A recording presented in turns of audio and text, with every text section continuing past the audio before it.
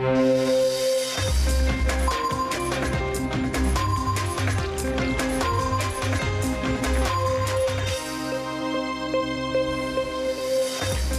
grandinata sul Bassanese, chicchi come noci fra Rosà e Mussolente, caduto un albero a Rossano. 2 casi di dengue a Bassano, partita la disinfestazione in quartiere San Marco, attivo il protocollo sanitario. La CGIL accusa l'UIL7 di aver bloccato un volantinaggio sul referendum a Sant'Orso, l'azienda dice è politica. Nuovo incontro sulla Pascoli, tensioni fra comune e genitori, decisivi i prossimi giorni. L'assessore Campagnolo vede i filmati di Angarano e dice solo ragazzini che si rincorrevano, nessun coltello. Ladri nelle scuole, presa di mira quella di Marsana Marostica, ladri spaventati dagli alpini. Il sovrintendente Fabrizio Magani è direttore generale per archeologia, belle arti e paesaggio del Ministero della Cultura. Le reliquie del santo sono in viaggio nel sud, ieri la partenza per il Canada, gli Stati Uniti e l'Australia. Omicidio Bergamini, i carabinieri confermano che le impronte sono quelle di Alessio Battaglia.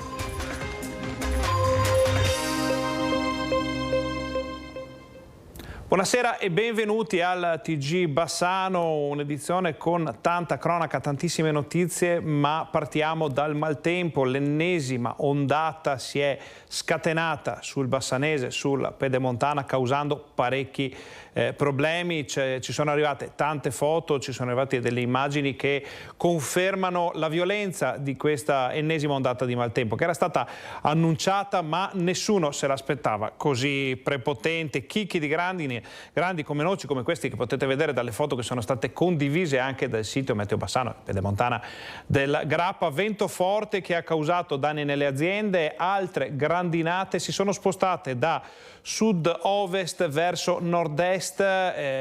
Naturalmente la conta dei danni è ancora in via di valutazione, soprattutto per quanto riguarda l'agricoltura. Poi sarà da valutare se anche macchine e case sono state colpite. Pare che però fortunatamente questo non sia il caso di altre situazioni che sono state vissute proprio nella stessa zona nel corso degli anni. Ovviamente se arriveranno altre foto, altre informazioni riguardo a questo ennesimo passaggio di maltempo sul Bassanese, ve le daremo qui nel corso della nostra informazione.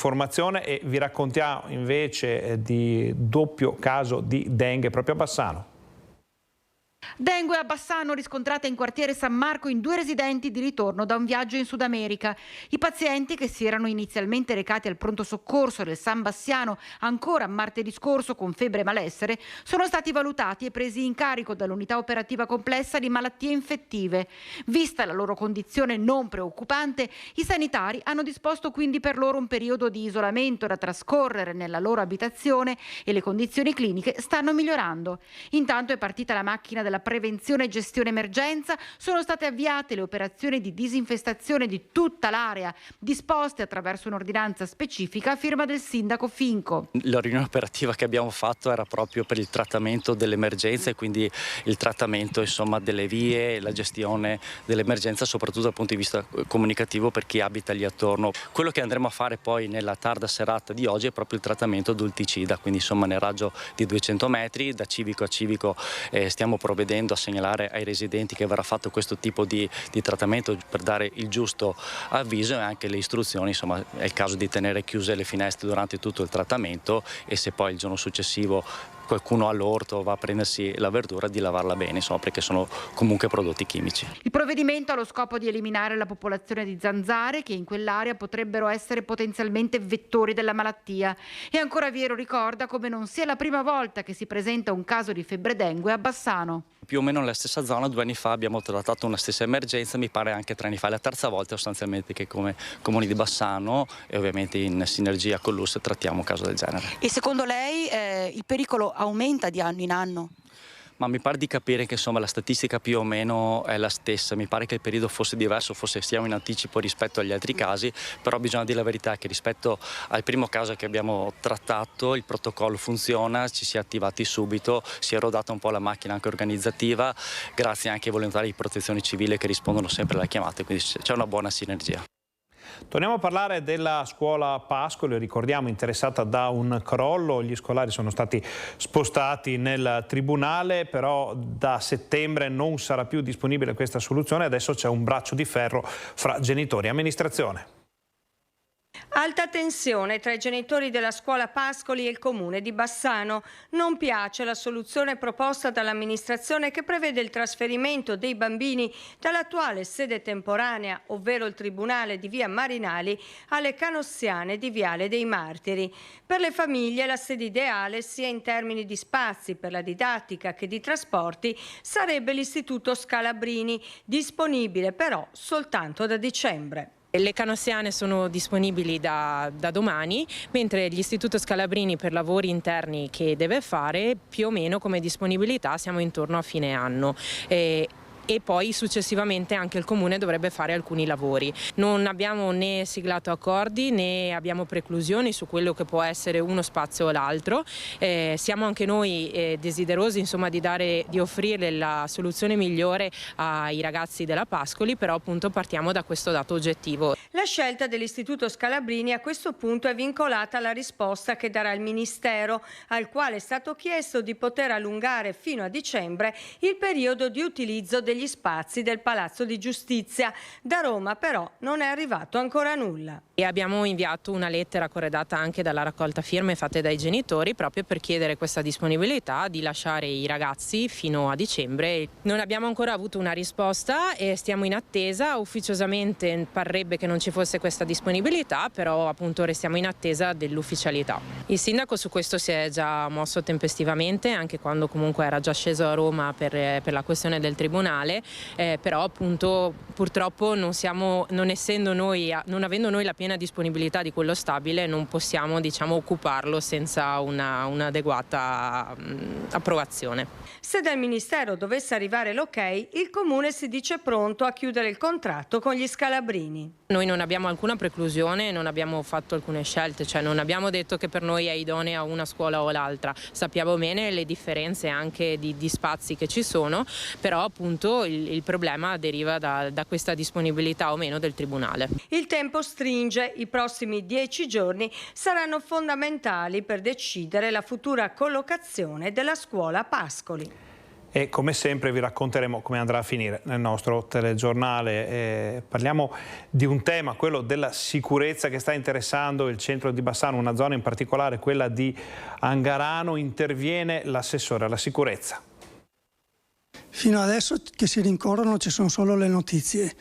Noi abbiamo verificato, abbiamo il contatto diretto con le forze dell'ordine, in particolare con i carabinieri intervenuti sicuramente sul posto il 30 di maggio, intorno alle ore 1:30 del primo pomeriggio. Non risulta di sicuro che venivano branditi coltelli o macete in aria.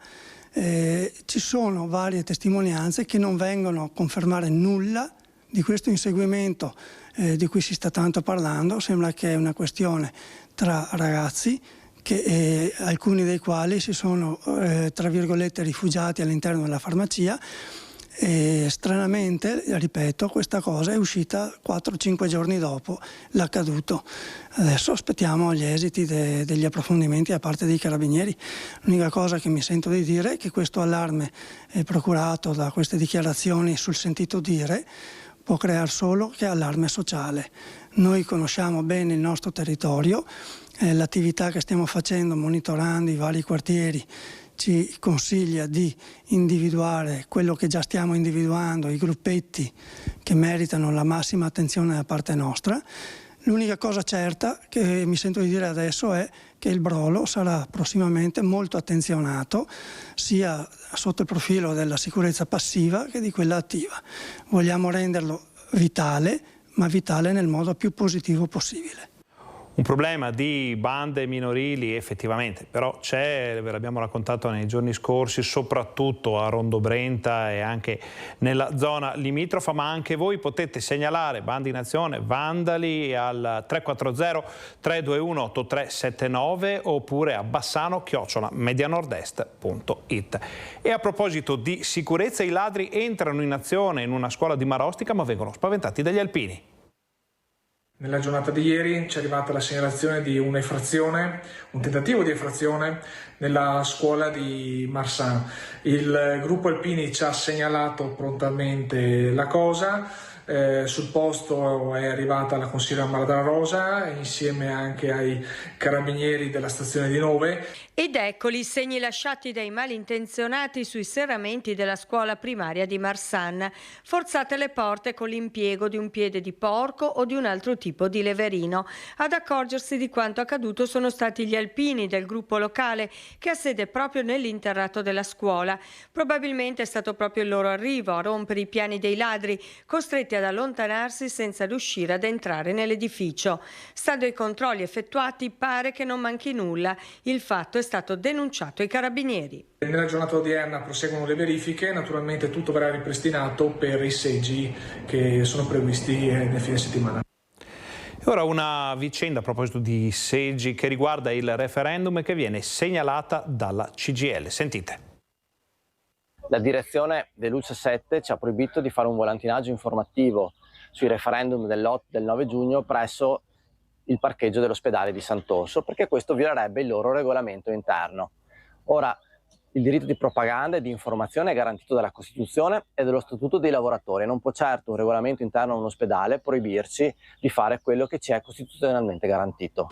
La CGIL di Vicenza denuncia così un episodio avvenuto nei giorni scorsi all'ospedale di Sant'Orso, dove il sindacato aveva in programma un volantinaggio per informare i cittadini e i lavoratori sul tema dell'imminente tornata referendaria. La sigla sindacale fa sapere che la direzione dell'ULSS 7 Pedemontana ha impedito l'attività di volantinaggio e denuncia il fatto anche con un intervento del segretario generale Berico. Siamo in presenza dell'ennesimo tentativo, perché purtroppo stiamo registrando tanti tentativi di questo tipo, tentativi volti a non informare le persone. Non informare le persone che c'è un appuntamento importante che è il referendum dell'8 e del 9 giugno. Per noi questo è un atto grave, perché se c'è un diritto inviolabile tra i più importanti è proprio il diritto alla partecipazione. Per la CGIL la scelta della direzione generale dell'ULSS 7 Pedemontana è dettata da precisi motivi. E noi proseguiremo comunque nelle iniziative di informazione, come abbiamo fatto in questi giorni, perché l'appuntamento referendario è un appuntamento importante e non è accettabile che chi non è d'accordo con i quesiti referendari, invece di battersi e discutere con noi eventualmente sul perché non si è d'accordo, stiano facendo un'operazione grave sul piano democratico di impedire alle persone di essere informati e quindi condizionare la partecipazione al voto. In merito a questa segnalazione, l'ULSS 7 Pedemontana precisa che senza precedenti è la pretesa di svolgere una propaganda politica all'interno di un ospedale che è un luogo dedicato alla cura dei pazienti, non alle campagne elettorali, si legge in una nota diffusa questo pomeriggio dall'ULSS 7. L'azienda ricorda inoltre che proprio nel rispetto della democrazia era stata consentita anche nell'area dell'ospedale la raccolta delle firme necessarie a presentare la richiesta di referendum, dunque per l'azienda non vi è alcun atteggiamento pregiudiziale sull'iniziativa in sé. Diversa cosa però è l'attività di vera e propria propaganda. Anche in questo caso è plausibile che la faccenda non si chiuda qui, vi racconteremo come sempre come andrà a finire, e c'è una nomina molto prestigiosa per un volto molto noto a Bassano. Fabrizio Magani è stato nominato direttore generale per l'archeologia, le belle arti e il paesaggio del Ministero della Cultura. La nomina è stata comunicata dalla Presidenza del Consiglio dei Ministri alle Commissioni Cultura di Camera e Senato, affidando così a Magani uno dei ruoli più importanti nella tutela dello sconfinato patrimonio culturale italiano. Lo storico dell'arte è molto noto e stimato in Veneto, dove ha ricoperto incarichi di grande responsabilità. Fra gli altri la direzione della Soprintendenza Archeologica, Belle Arti e Paesaggio per il Comune di Venezia e per la Laguna. In precedenza era stato sovrintendente per le province di Belluno, Padova e Treviso e per quelle di Verona, Rovigo e Vicenza. In pratica la sua esperienza ha coperto interamente l'immenso scrigno di meraviglie e bellezze del Veneto, ma non solo. Fra le sue esperienze anche quella del progetto Pompei dedicata al sito archeologico campano. Anche su Bassano è presente forte la sua impronta, tanto nel restauro del Ponte Vecchio quanto nella lunga e complessa vicenda della centralina di via Pusterla. Continua in Basilica del Santo la tredicina per l'avvicinamento alla festa di Sant'Antonio, intanto le reliquie partono per un lungo viaggio. Un viaggio di speranza con Sant'Antonio che, pellegrino attraverso alcune reliquie Massa Corporis, continua a rendersi vicino alla sua gente nei giorni che portano i devoti al 13 giugno. come nel giugno 2020, l'anno del Covid. Sant'Antonio, attraverso la comunità dei frati della Basilica, portò la sua benedizione dall'elicottero, toccando luoghi simbolo della fede antoniana e della difficile pandemia che si viveva in quei mesi. Già da maggio i frati sono tornati a portare il suo messaggio sulle strade del mondo. Nel sud Italia la reliquia Massa Corporis è accompagnata da padre Giovanni Milani, responsabile della Peregrinazio delle reliquie di Sant'Antonio, e ha toccato in questo anno giubilare comunità ferite dalla natura come Poggioreale, nella Valle del Belice, devastata dal terremoto nel 1968, Fratta Minore, nella Terra dei Fuochi, o il Salento, tra gli ulivi colpiti dalla Xylella. Fino al 6 giugno la reliquia sarà in Puglia, a Volturino, dal 7 all'11 giugno ad Anzio, Roma, il 13 giugno, festa del Santo, in Sicilia, a Vittoria. Sant'Antonio ancora oggi vive annunciando il Vangelo, ha ricordato Monsignor Biagio Colaianni, arcivescovo metropolita di Campobasso Boiano, nell'accogliere la reliquia a Sant'Elia Pianisi il 30 maggio. Un santo atteso anche dai pellegrini d'oltreoceano, con le reliquie partite il 4 giugno, accompagnate da padre Alessandro Ratti verso Toronto in Canada, da padre Mario Conte e da padre Fabio Turrisendo verso New York e New Jersey negli Stati Uniti, da padre Bortolino Maestrello verso l'Australia.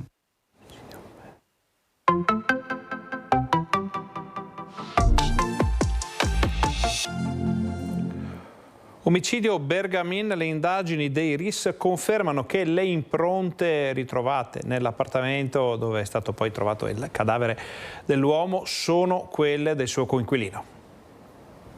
Le impronte di Alessio Battaglia sono le uniche sulla scena del crimine. Le analisi effettuate dai carabinieri del RIS le hanno rilevate sui sacchi e sui teli usati per sigillare l'armadio e il corpo di Franco Bernardo Bergamin dopo il suo omicidio.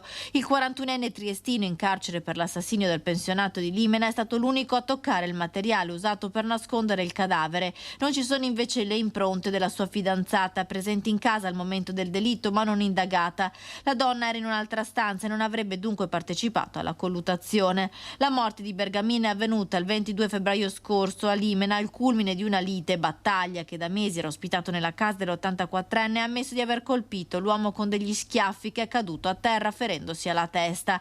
Il 41enne ha detto anche di aver somministrato un antidolorifico alla vittima prima del decesso, una versione che però sembra essere smentita dalle indagini degli esperti. L'autopsia ha rivelato infatti che aveva il collo spezzato, una frattura compatibile con una mossa di arti marziali e non come conseguenza di una caduta. Battaglia poi ha chiuso il cadavere in alcuni sacchi e dentro un armadio sigillato con del nastro adesivo. Alla fine ha sparso del profumo per nascondere gli odori del corpo in decomposizione. Il 41enne triestino è rimasto nell'appartamento di Limena per alcuni giorni prima di scappare a Monfalcone, dove è stato arrestato dai carabinieri.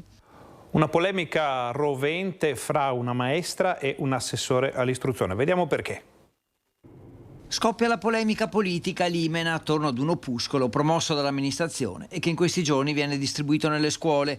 L'assessore all'istruzione, Leonora Paccagnella, va nella primaria, racconta ai bambini le storie di 12 donne illustri che hanno segnato la storia del nostro paese. Improvvisamente scoppia la contestazione. Tra loro c'è anche Giorgia Meloni come prima presidente del Consiglio donna, e una maestra accusa l'assessore di fare propaganda politica. Giorgia Meloni è una donna che ha rotto il tetto di cristallo, perché è il primo presidente del Consiglio donna nella storia della Repubblica Italiana, e quindi l'abbiamo menzionata insieme ad altre donne che hanno raggiunto dei risultati in politica importanti. C'è anche Tina Anselmi, c'è anche Nilde Iotti, con una biografia scritta dettagliata della loro storia politica, e dove nessuno insomma ha avuto da ridire. Momenti di tensione tra l'altro davanti ai bimbi, poi tentativo di abbassare i toni. Sono un po' dispiaciuta da quello che è successo, sono sempre qui pronta e disponibile per chiarirci, perché insomma io ho massima stima nei confronti di tutte le insegnanti. Raccontiamo storie di donne che hanno fatto la storia, che hanno fatto la differenza, che hanno raggiunto un primato, un risultato. Toni concilianti dunque da parte dell'assessore, che però resta convinta della bontà e dell'imparzialità del progetto e ora attende le scuse della maestra. Non mi va molto di rientrare insomma in quello che è successo. Evidentemente ha avuto un punto di vista diverso che abbiamo chiariremo. Forse è stato interpretato male. Io ripeto, sono qui, sono disponibile e aspetto anche delle scuse.